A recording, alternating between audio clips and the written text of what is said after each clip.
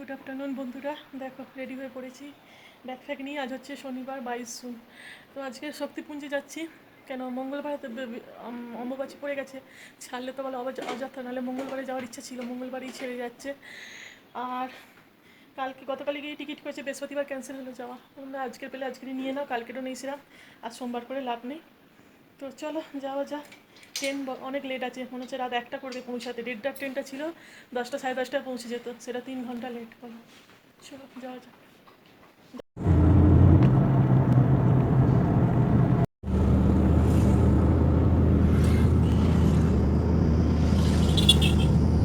Station পৌঁছে গেছি।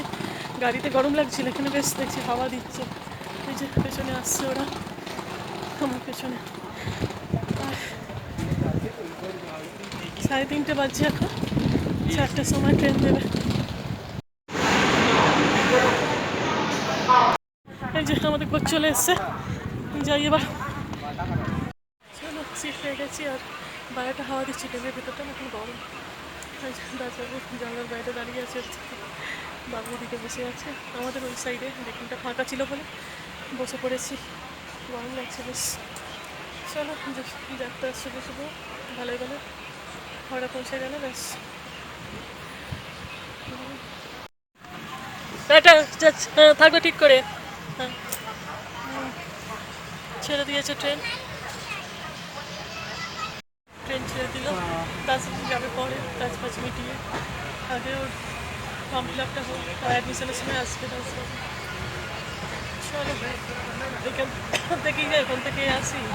যেই ছাদতে আসো মনটা কেমন লাগে।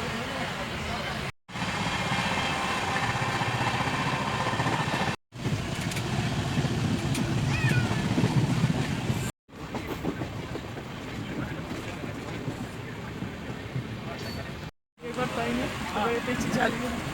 খাবার তো কিছু আনেনি ঘর থেকে, একদম ভাত খেয়ে উঠে পড়েছিলাম। ধানবাদ এসে ফ্লাইটটায় আসি, এখন অব্দি চা খেতে পারলাম না।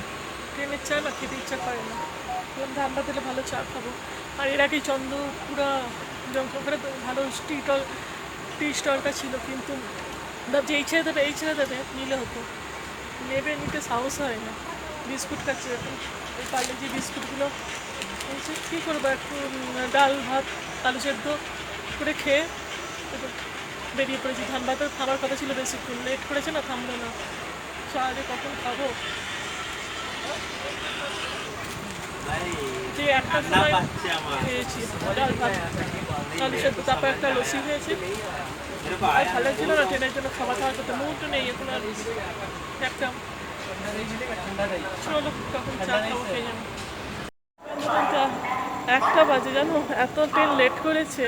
বাবা এসে বসে আছে মনে হয় ওখানে, কী বলবো। চলো ঘরে, ফোনের ব্যাটারিও শেষ হয়ে আসছে, ঘরে গিয়ে কথা বলছি।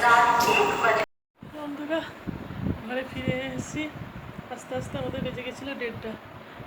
আর তাও এখন রাস্তাঘাটে, আজকে মানে রক্ষাকালী পুজো ছিল, রাস্তাঘাটে অনেকই মানে লোকজন দেখছিলাম।